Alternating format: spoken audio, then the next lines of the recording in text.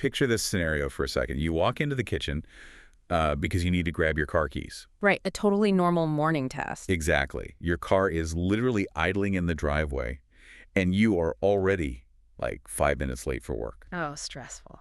Very. But on the way to the key hook, you notice a stray rubber band sitting on the counter.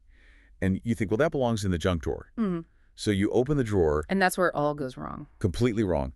Suddenly, 4 hours have vanished. Your car has completely run out of gas in the driveway, and you have meticulously color-coordinated 20 years of takeout menus, dead batteries, and paper clips. Yeah, it's an incredibly vivid example, and for a lot of people, that hits very close to home. It really does. For millions of adults, and specifically millions of women and BIPOC individuals, that is not a quirky little morning tangent. It is an invisible, daily neurological roadblock that the medical community spent decades entirely ignoring. It's a profound disconnect, really. We're looking at some fascinating service details and notes today from Coping and Healing Counseling. Or CHC. Right, CHC. They're a telehealth therapy practice based out of Georgia. And these sources reveal a massive paradigm shift happening in real time. We are finally starting to understand how historical diagnostic criteria created a massive systemic blind spot in mental health care. A huge blind spot. Exactly.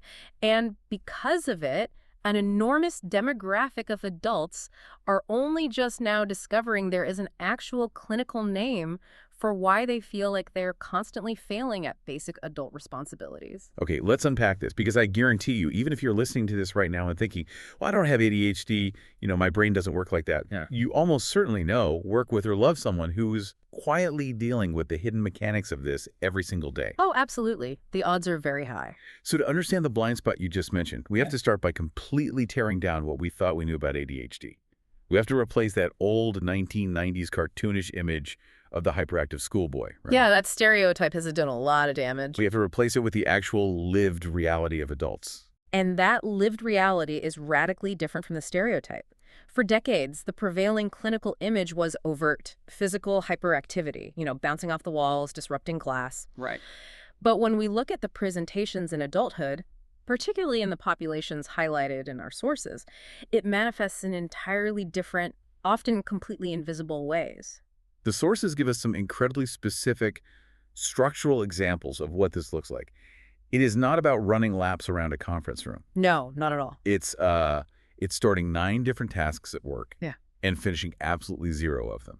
It's walking into a room and standing there blankly, completely forgetting the one single thing you went in there for. Or the procrastination aspect, which is huge. Oh yeah, my personal favorite, being the last-minute pressure type every single time. Mm-hmm. The person who literally cannot initiate a project until the visceral fear of a looming deadline forces their brain into action. What's fascinating here is how the medical community, especially primary care providers, are finally adjusting their lens to catch this. Like, they're looking for different things now. Exactly. They are moving away from looking for strict hyperactivity and are diagnosing what is clinically known as executive dysfunction or time blindness. Okay, executive dysfunction. Yeah. When you talk about starting 9 tasks and finishing none, or relying on last-minute panic, you are describing an executive function that is fundamentally struggling to prioritize, initiate, and sustain action. It's a breakdown in the brain's management system. Well, wait, this is where the terminology really trips people up, I think. How so? Well, if we look at the other major symptom from the sources hyper-focusing on the wrong thing for 4 straight hours, like the junk drawer, how can we clinically call that an attention deficit? It sounds like the opposite, right? Yeah. If someone can focus on dead batteries for half the day, it sounds like they have a massive surplus of attention, not a deficit. That is the ultimate paradox of the condition. And frankly, it's why the name ADHD is considered by many neurologists to be a terrible misnomer. Oh, really? Yeah. It is not a deficit of attention at all. It is a deficit of attention regulation. Regulation. Okay, that makes more sense. Right. The brain's dopamine pathways, which are responsible for bridging the gap between intention and action, and for regulating reward, they're misfiring. So when a neurotypical person looks at a junk drawer, their brain says, not important right now, no dopamine reward here, move on. But the ADHD brain reacts differently. Exactly. An ADHD brain might latch onto that drawer because the sudden act of organizing it provides a rapid, uncontrolled drip of dopamine that the brain is just starving for. Wow. Okay, let me try an analogy here. It's like having a brilliantly bright spotlight in your brain, but the steering wheel that controls it is completely broken. I like that. So you have immense burning focus, but you have zero control over where that light shines. You want it on the spreadsheet for work, but the steering wheel is jammed and the spotlight is glaring directly at the junk drawer. That captures the mechanism perfectly, and it really explains the intense underlying frustration these adults feel. Because they know they have the capacity. Precisely. The capability, the intellectual wattage, the spotlight, as you said, is incredibly powerful. But because the executive function, the steering wheel, isn't working, the external world just sees you failing to do your job. They don't see the intense focus happening in the background. They just see the missed deadline. Right. They just see the external failure. Which brings us to a really uncomfortable question. If this spotlight is jammed in a 35-year-old today, it was jammed in 1995 when they were 7 years old. Yeah, it didn't just suddenly break. Exactly. So how did an entire generation of pediatricians, teachers, and parents stare right at these kids and see absolutely nothing? If we connect this to the bigger picture, it really comes down to who the diagnostic criteria was actually designed to serve in the first place. Okay. The sources emphasize that adult ADHD is significantly underdiagnosed across the board, but it is acutely disproportionately missed in women and underrepresented populations, like BIPOC individuals. And why is that? Why those specific groups? Because the childhood diagnostic criteria historically favored visible disruption. So, wait. Are you saying the medical criteria was basically built for classroom management? In many practical ways, yes, it was. The entire framework was geared toward identifying the child, usually a young boy, who was overtly physically disruptive to the adults around him. I see. If your presentation of ADHD was primarily internal, you were missed. Like if you were a young girl who manifested hyperactivity as daydreaming, or a minority student who learned to quietly mask their struggles to avoid, disproportionate disciplinary action. Which we know is a huge issue on its own. Absolutely. The medical system simply did not have a lens for you. Your symptoms weren't bothering the teacher, so you didn't get flagged for a medical evaluation. That is staggering. Basically, the diagnostic test was graded on a curve that only favored one very specific type of student, the visibly hyperactive kid. Yep. And if you didn't fit that highly specific, highly disruptive profile, you were just left to figure it out on your own. And the consequence of that is what the source material highlights as a crucial takeaway here. A late diagnosis in life is not a personal failure. It is a systemic failure. The medical system failed to look for symptoms that only harmed the individual quietly. It only looked for symptoms that inconvenienced society loudly. Wow. Which means the individual internalizes that failure for decades. Because when the medical system misses you, you don't just brush it off. You assume the problem is your own character. You think it's a moral failing. Exactly. And that leads us to the psychological impact here. The source notes detail these incredibly heavy emotional symptoms.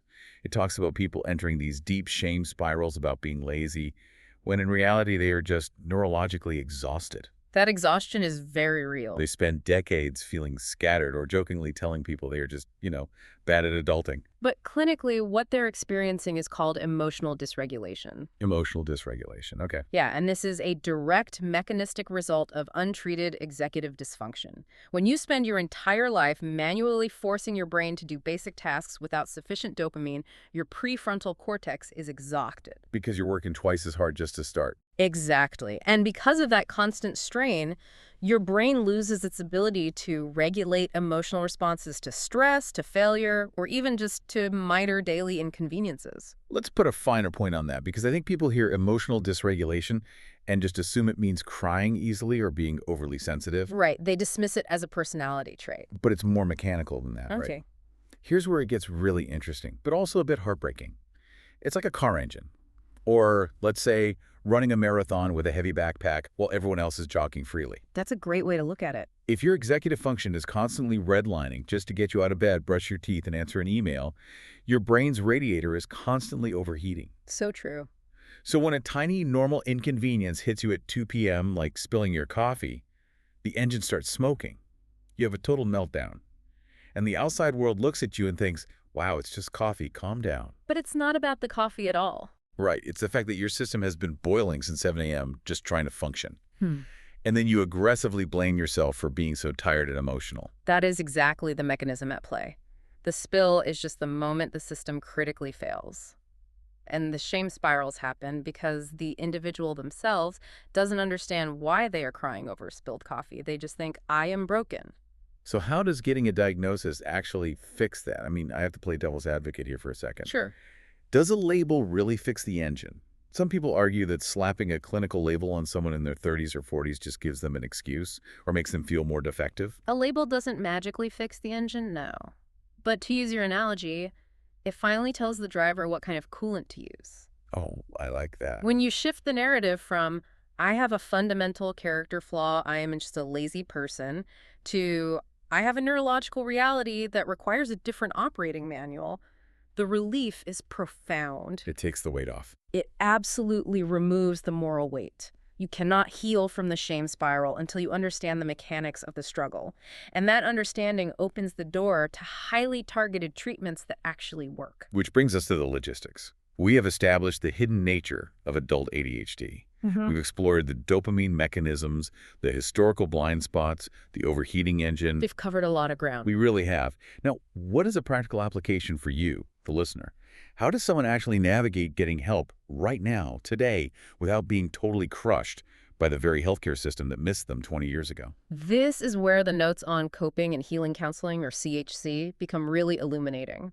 Their operational model seems deliberately engineered to lower the barriers to entry for people dealing with these specific executive function hurdles. Yeah, let's look at how they've structured this, because Okay. it directly counters the usual medical red tape. First of all, the reach. Right. CHC is a 100% telehealth ICPA-compliant practice based in Georgia, and they serve all 159 counties in the state. That geographical coverage is massive. It is. So whether you live in downtown Atlanta or a rural county 3 hours away, you have the exact same access to care. You don't have to factor in commute times, traffic, or sitting in waiting rooms, which, for someone with time blindness, are massive deterrents. The clinical team structure is also key here. They aren't just a generic hotline. They have a roster of over 15 licensed therapists. That's a solid team. Yeah, we're talking licensed clinical social workers, licensed professional counselors, and licensed marriage and family therapists. They cover individual, couples, family, and teen therapy for ages 13 and up, along with life coaching. They treat the whole person, essentially. Exactly. And they treat the full spectrum of comorbidities, anxiety, depression, trauma, PTSD, grief, relationships, and stress. Which is vital because, as we just discussed, untreated ADHD almost always creates secondary anxiety and depression over time. But the piece that really caught my eye in these sources, especially regarding ADHD, is how they handle screening. CHD offers a free ASRS-based adult ADHD screener directly on their website at hfstherapy.com, mental health tests. And we should clarify what ASRS actually means because it's not just some random internet quiz. Right. It's clinical. Very much so. ASRS stands for the Adult ADHD Self-Report Scale. It is a highly validated clinical tool developed in conjunction with the World Health Organization. It is specifically designed to catch the nuanced adult presentations of executive dysfunction that the old childhood criteria missed entirely. And the brilliant irony of how CHC utilizes this ASRS screener is the friction removal. It takes exactly 3 minutes. Just 3 minutes. Yeah. It offers instant scoring. And if the results show it's clinically warranted, it provides a direct referral pathway for a comprehensive telehealth evaluation across Georgia. It's remarkably efficient. Think about the mechanics of that for a second. If you suffer from starting 9 tasks and finishing 0, asking you to navigate a complex medical maze, calling offices during business hours, filling out 10 pages of paper forms, remembering to drive to an appointment is literally a setup for failure. It's asking a broken engine to win a race just to get the oil change. Yes, exactly. A 3-minute instant scoring online screener perfectly bypasses the very executive dysfunction we've been talking about. It's an excellent example of structural empathy. They're designing the intake process for the brain they are trying to treat. Which is so rare. It really is. Furthermore, the sources emphasize that CHC prioritizes a diverse, culturally competent team. That is not just a buzzword. It is a clinical necessity. Because of the blind spots we talked about. Right. It directly addresses those historical blind spots. When you have a culturally competent provider, you are actively ensuring that BIPOC and female patients who historically had their symptoms ignored or falsely attributed to attitude or behavioral issues finally get the nuanced, bias-free care they were denied as children. Cost is the other massive roadblock here. The neurodivergent tax is real, paying hundreds of dollars out of pocket just to figure out what's wrong with you. It's prohibitive for so many people. But looking at CHC's financials, it's a completely different story. The sources show that if you have Medicaid, there is a $0 copay. Wow. And for commercial insurances, they list Aetna, Cigna, Blue Cross Blue Shield, United Healthcare, and Humana. The out-of-pocket cost ranges from $0 to $40 per session maximum. That's incredibly accessible. In an industry that often punishes patients with massive fees, that level of accessibility is a structural game changer. And just for the record, if anyone listening wants to bypass the website and just reach out, their number is 404-832-0102. Or you can just email them at support@chtherapy.com.